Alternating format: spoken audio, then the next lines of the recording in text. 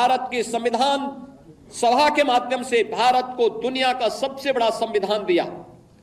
इस संविधान के माध्यम से हम सबको भारत के इस लोकतंत्र पर गौरव की अनुभूति भी करनी चाहिए और इस लोकतंत्र के साथ मिलकर के कैसे हम लोगों को जो स्वतंत्रता मिली है, इन स्वतंत्रता के उन नायकों के प्रति श्रद्धा का भाव व्यक्त करना होगा जिन महापुरुषों ने अपना सर्वस्व भारत की आजादी के लिए समर्पित करके अपने आप को बलिदान किया था। आज के इस अवसर पर भारत फिर से अखंड भारत की दिशा में अग्रसर हो सके, महर्षि अरबिंदो के सपने को साकार कर सके, उनकी भविष्यवाणी सच साबित हो सके, इसके लिए हमें भारत को 1947 तक जब भारत अपनी आजादी का शताब्दी महोत्सव मना रहा होगा, शताब्दी महोत्सव 1947 में जब भारत की आजादी के 100 वर्ष पूरे हो रहे होंगे, उस समय एक ऐसा भारत जो विकसित भारत होगा, शक्तिशाली भारत होगा, सशक्त भारत होगा। और सशक्त भारत के निर्माण के लिए प्रधानमंत्री जी ने आजादी के अमृत महोत्सव के अवसर पर जिन पंच प्रणों की बात की, उन पंच प्रणों में सबसे महत्वपूर्ण प्रण है और वह है नागरिक कर्तव्य। नागरिक कर्तव्य के प्रति हम जिस क्षेत्र में काम कर रहे हैं, किसी भी क्षेत्र में हो सकते हैं, शासन में हो सकते हैं, प्रशासन में हो सकते हैं, पुलिस सेवा में हो सकते हैं, व्यवसाय में हो सकते हैं, युवा हो सकते हैं, किसान हो सकते हैं, महिलाएं हो सकती हैं, समाज के किसी भी तबके में रहकर के वो कार्य, शिक्षक है, अधिवक्ता है, किसी भी क्षेत्र में वो काम कर रहा है, उस क्षेत्र में अपने नागरिक कर्तव्यों का पालन करते हुए राष्ट्र प्रथम के भाव के साथ उसे कार्य करना होगा। राष्ट्र प्रथम का यह भाव जब हमारे जीवन का संकल्प बनेगा तो भारत के अंदर भारत को दुनिया की सबसे बड़ी ताकत बनने में कोई देर नहीं लगने वाली है। याद रखना, पिछले 10 वर्ष के अंदर भारत की प्रगति दुनिया को अचंभित करती है, दुनिया को आकर्षित करती है। दुनिया अभिभूत है, भारत की तरफ आशा भरी निगाहों से देख रही है। उसे विश्वास है कि भारत अगर सुरक्षित है तो विश्व मानवता सुरक्षित है।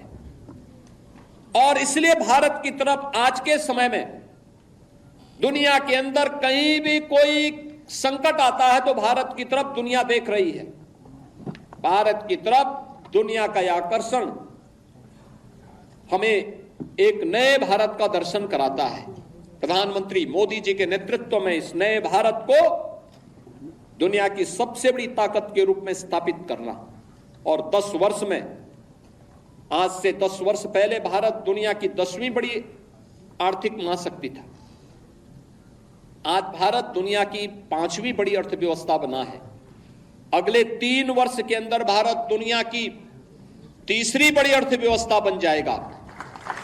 और हमारा प्रयास होना चाहिए कि 1947 होते होते भारत दुनिया की सबसे बड़ी ताकत बनेगा, और उस ताकत के लिए भारत के हर नागरिक को एकजुट होकर के अपने आपसी मतभेदों को समाप्त करते हुए जाति के नाम पर, क्षेत्र के नाम पर, भाषा के नाम पर विभाजन करने वाले उन ताकतों से सतर्क रहते हुए एक भारत श्रेष्ठ भारत के बारे में सोचना होगा। इतिहास के उन गलतियों के परिमार्जन का एक अवसर हम सबके सामने है। हम फिर से इस प्रकार की गलतियों की त्रासदी और इस प्रकार की विभाजन की त्रासदी का सामना फिर से वर्तमान और भावी पीढ़ी को न करना पड़े, इसके लिए हम सबका संकल्प होना चाहिए, जीवन का ध्येय होना चाहिए। विभाजन की इस त्रासदी के लिए तत्कालीन कांग्रेस नेतृत्व पूरी तरह जिम्मेदार रहा है। कांग्रेस विभाजन की इस त्रासदी के लिए और समय समय पर देश के साथ हुए इस धोखे के लिए कभी देश की जनता से माफी नहीं मांगेगी, क्योंकि उनका चरित्र कभी भी इस प्रकार का नहीं रहा। कांग्रेस का वास्तविक चरित्र अधिनायकवादी रहा है और देश के अंदर जब भी उसको अवसर मिला उसने लोकतंत्र के गले को घोंटने का प्रयास किया।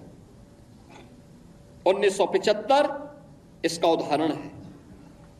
जब भी कहीं पर नागरिकों ने अपने अधिकारों की बात की उसने आपस में लड़ाने का काम किया।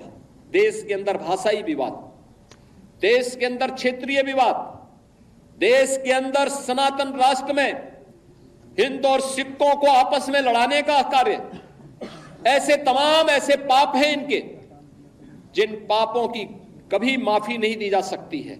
और इसलिए हमें इस प्रकार के लोगों से सावधान रहते हुए फिर कहीं भी कोई ऐसी स्थिति ना आने पाए जो देश के वर्तमान और भावी पीढ़ी के सामने इस प्रकार की दुर्भाग्यपूर्ण त्रासदी की स्थिति पैदा करे।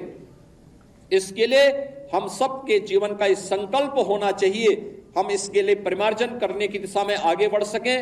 मैं धन्यवाद दूंगा उन वक्ताओं को जिन्होंने अपनी बातों को यहां पे रखा, और खासतौर पर सरदार निर्मल सिंह ने बहुत अच्छे ढंग से उन्होंने एक बात भी यहां पे रखी कि त्रासदी किस प्रकार की थी। हमारी लखनऊ की पूर्व मेयर स्वयं उस त्रासदी का शिकार बनी थी, मात्र 1 वर्ष की, और 2 वर्ष के बाद उनके पिता उन्हें उस कैंप में मिल पाए जहां पर वे लोग, उनके परिवार के लोग त्रासदी के शिकार थे। किस प्रकार की स्थितियां थी, बैलगाड़ी से चल रहे हैं, उनको भी पता नहीं उनका ठिकाना कहां है, कहां लक्ष्य है, कोई पता नहीं। किस प्रकार के दृश्य थे, किस प्रकार की त्रासदियां थी। बरसात का समय, नदी नालों में पानी,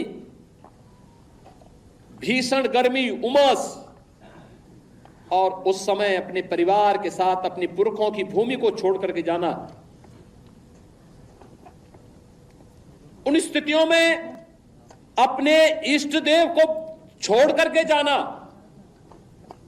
किस प्रकार का दृश्य रहा होगा, आज भी हम देख सकते हैं।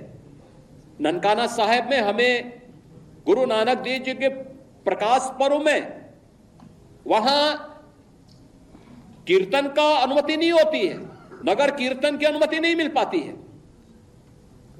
कोई भी आयोजन वहां करने की स्वतंत्रता नहीं होती है। और सिंध तो हिंदू बाहुल्य था, सिंध तो आज भी सिंधी बाहुल्यता का राज्य है, उसे पाकिस्तान में के अंदर क्यों जाने दिया गया। बांग्लादेश की आबादी 1947 में कितनी थी और कितने हिंदू थे, 22% हिंदू थे। आज उनकी संख्या घट करके कितनी रह गई है, 7 से 8% रह गई है। उसमें भी आपने अभी 1 सप्ताह पहले बांग्लादेश के हिंदुओं के उस प्रदर्शन को देखा होगा जो चटगांव में वहां के हिंदुओं ने किया था। लाखों हिंदू जुट करके वहां पर अपनी बातों के लिए दुनिया के सामने गुहार लगा रहे थे। मैं धन्यवाद दूंगा, मैं अभिनंदन करूंगा उन हिंदुओं का जिन्होंने इतना साहस किया है कि पाकिस्तान के अंदर रहकर, बांग्लादेश के अंदर रह करके भी उन नरपिशाचों के सामने उन्होंने अपनी प्रवाह के बगैर अपनी वर्तमान और भावी पीढ़ी को बचाने के लिए सड़कों पर उतर करके दुनिया को उसका वास्तविक चेहरा दिखाया है। और मुझे लगता है हमारी सबकी सहानुभूति उन हिंदुओं के साथ में होनी चाहिए, उन पीड़ितों के साथ होनी चाहिए जो बांग्लादेश के अंदर अमानवीय अत्याचार के शिकार वर्तमान में हो रहे हैं। और मैं आप सबसे यही कहूंगा कि हमें इस मजहबी उन्माद से देश को भी और दुनिया को भी बचाने के लिए आह्वान करना होगा। और मुझे लगता है कि मजहब